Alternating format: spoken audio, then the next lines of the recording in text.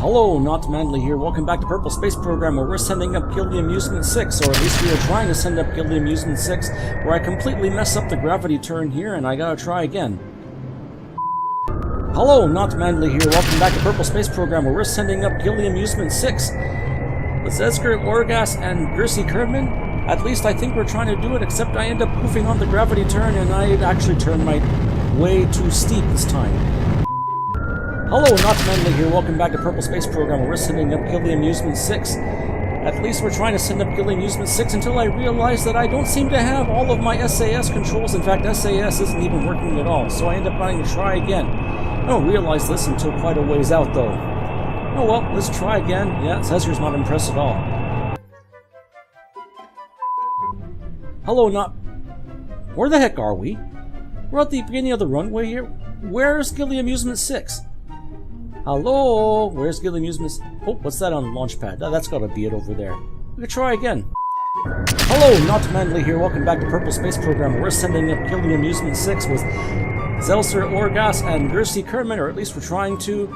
And then I finally get the gravity turn almost right. There we go. Only got 1.9 kilometers per second. I hope that's enough. So I go and I do the ejection burn, and then I find out that I completely flubbed up the ejection burn. Yeah, we're nowhere near that. Oh boy, here we go again. Hello, Not Manly here. Welcome back to Kerbal Space Program. We're sending up Gilly Amusement 6 with Zelsker, Orgas, and Gilly Kerman, our tourists. At least we're trying to send them up here until I find out that I completely overcooked the gravity turn and I am going way too low, way too fast in the atmosphere, and I get way too much drag. In fact, well, rest in pieces. As you can see, I've been considerably out of practice trying to get this craft up into low Eve orbit. With Zelser, Orgas, and Gilly Kerman are tourists from Gilly Amusements 6. I somehow think I got the gravity turn right here. I am trying to match inclination with Gilly. Actually got a good separation, and before I get too low too fast, I try to correct our time to apoapsis, which was dropping. And I'm getting a little tired of this, so I'm seizing proper control over this. There we go. Still a little hot, but not as bad. Time to AP is dropping, so I was able to tilt it up. Fortunately, the air here is thin enough that I can get away with that without too much trouble. As a bonus, I'm low enough in the atmosphere here, or low enough in space, that I can at least get most of my orbital speed out of that twin-bore engine. I don't have to spend as much of my in-space delta V. In fact, to close my orbit, it only costs me about 360 meters per second, and I finally get ready to do my Gilly ejection. Come on. I've just been having a heck of a time with this craft. I am way out of practice launching rockets. When I finally complete my orbital insertion above Eve, I actually have just over 2.4 kilometers per second. That is much, much better. And I tell myself, I am not going to flub the ejection. I'm not going to flub the ejection. I'm not going to flub the ejection. And so I try, and I try, and I try, and I try. Moving my ejection a little further up the orbit, a little further down the orbit, excuse me, down the orbit, down the orbit. Getting closer, getting closer, getting closer. 800, 385, 215, 189. I'll take 189. There we go. We can always correct for that later. We finally get Gilly Amusement 6 on its way. At least until we can fast forward up to the maneuver. Finally, these guys, after being reincarnated an uncountable number of times, get these guys on their way to Gilly. It turns out the best place to eject to Gilly is when Gilly is close to or at apoapsis. My problem with the Gilly survey probe was I was trying to rendezvous with Gilly while it was at periapsis, and the orbital insertion costs much more at periapsis than it does up at apoapsis, because Gilly's moving so much slower up at apoapsis. So there we go. We'll just do some adjustments. I actually stopped the burn a little short this time, deliberately following yet another Matt Lown piece of advice. so that when I go to do this correction, I'm actually burning toward Gilly and not away from it, and I'm not wasting as much delta V on these maneuvers. Overburning and wasting delta V is at least a little better, or a little worse than underburning and then just having to do my correction later anyway. At least if I underburn, I can do a compensation and not waste as much delta V. That insertion is much better at a mere 214 meters per second. And there we go. The one thing I didn't do yet was I didn't rename this craft. I renamed it to Gilly Amusement 6 before we cut away. Meanwhile, back at the Gilly base, Kerbal Kerman is settling into her new role as the second engineer for this mining operation. And since we've moved the Gilly base up to some better mining, we're doing pretty good. We're got a little better ore rate than we did back where we were. So there's that. Plus, we've got 2 engineers, so things will be moving a little quicker. The base itself, however, seems to be moving on its own, up and down and up and down. It's a good thing we're in pretty much almost 0G, otherwise these guys would be getting seasick. Rock the base, don't rock the base, baby, rock the base. As long as it keeps in mind, and if it's rocking, that's not too bad. Anyway, back up to Gilly Amusements 5, where we got Valentina Kerman. Val has been asked to go and look for this object that we found earlier. Only the problem is where she is right now. She's rotating with Gilly practically in a synchronous orbit. So we lower we lower Valentina's orbit so she moves a little bit quicker, so she can catch up with this thing. In fact, well, she overshoots a bit. But hey, we'll just completely burn straight down. Hopefully by the time we get to Gilly's surface, Gilly itself will rotate underneath. And that's working out pretty good. When we get down to the surface, we're not too bad. And I think we're pretty close to whatever that object is. And then I noticed that my message indicator lights up. I didn't even notice that the message indicator lit up. We're nowhere near whatever that thing is out by the navigation marker out there. But hey, I continue my descent. And I'm still focusing on making sure these guys don't crash. And I think it was like, wait a minute.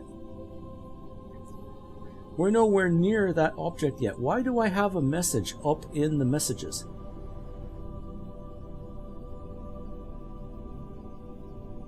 There we go, slowing down. Where is that thing? I'm going to take a look. Yeah, there we go. We found a very strange monolith on Gilly. When you find these so-called very strange monoliths, you get an unlocked node back at the research lab. We got experimental science unlocked for free for finding this object. The only thing is, I haven't found the object. I have no idea where the object is, but hey, we have a contract to land one of these tourists on Gilly. So we're going to do that, maybe even try to use KerbNet to find out where the object actually is. But at least, hey, we did manage to land on Gilly and we got our contract parameter complete. Now all we gotta do is bring these guys back home safe. The problem is, well, we don't have the Delta V to do that. But that's okay. Val takes them back up into orbit and we finally see something that looks a little different. You see a little black speck there. That little black speck is what we're looking for. Rather fortunate we found it. Rather than spend the Delta V to land the whole craft out there, I just send out Valentina. She's got enough Delta V in her jetpack to go out of the craft, land on the object, plant a flag near it, or on it, and then jump back up to the ship. Look at that. Very, very strange object. I have no idea what this is, but who cares? Let's plant something on it so that we can come back to it later. These green monoliths are randomly placed at the start of every playthrough, so I call it Randolith. That's what a lot of folks have been calling it. Once we're done, we jump back up to the craft. The only problem is that's not the craft. That's actually the relay satellite that we dropped off. And then go, wait a minute, there's no way they were 23 kilometers away when we jumped off. Where is the actual ship? I don't see any target in reticles anywhere. All I see is the big purple pane of Eve. So I go over to Rendezvous and I just select the target from here. Here we go. Ships, Gilly Amusements 5. Like, okay, where are you? Where are you? Whoop, what do we got there? Oh, there we go, and only 2 kilometers out. So we race out there. A bit of EVA fuel later, and Valentina rendezvous with her mother craft. Now that's interesting. Why is it moving on its own? Well, no matter. Val will get aboard there, and she'll sort that out. When we get on there, I found out that the craft was pointing retrograde orbit. Maybe it got high enough that it switched from surface mode to orbit mode, and it switched on its own. No matter, Val's back aboard with her tourists, Jeffin and Kager Kerman, as she shows them the wondrous sights of Gilly, including those objects that she found earlier on her first flight above Eve. As we pass over Gilly's south pole, we get one of these lovely pan and camera shots that the game is famous for. The camera does interesting things up at the poles of these objects. Now, there's a gorgeous flyby above the south pole of Gilly. Jeffin and Katger Kermit are getting their money's worth on this trip, followed by a beautiful purple pane shot of Eve itself. There we go. Val stabilizes her orbit above Gilly. In the meantime, let's go back to the research lab, find out what we discovered there. Experimental science includes the ore canister and the narrowband scanner. We could have used that earlier rather, but hey, got it now. I would have much rather have gotten much rather have gotten aerospace tech, but for some reason the game decided to give us experimental science instead. I'm not sure why. Before we go for this episode, I'm going to show you one more piece that we've sent up in the interim. We sent up 2 more trips of the Razor Force 7, and we sent up a replacement Duna probe, because we used the last one to go fetch Zelmor Kerman. We're going to use this one to actually go up to Duna. Now, since we brought this probe up, we also sent up another piece of what looks like debris. The target says Razor Force 7 debris. That's only because it doesn't have a probe core or purple aboard. But that's okay. Once we dock it with the Duna probe, it'll become part of the Duna probe, and then we can send the whole thing out to Duna. Line it up there a little bit. For some funny reason, I can't set the docking port as a target. Maybe because it's the docking port that's the root part. That could be a good reason.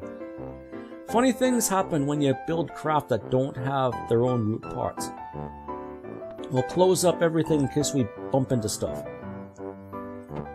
There we go, easy rendezvous. All we gotta do is line these things up, and the docking port's magnets should take over once we get close enough. And there we go, docked. Now let's check that contract. Let's make sure that all the bits and pieces we need on this craft are ready to go for Duna. Okay, let's see. Yeah, we got our resource scanner there. We got probe that can generate power, has batteries, has an antenna, has a gravioli detector, has a thermometer, and has that resource scanner. All we gotta do now is get it out to Duna. Our Duna transfer window is in 6 Kerbin days, actually, which is actually less than 1 Eve day. But we'll see it on its way in a future episode. Until then, I'm not Manly. Fly safe.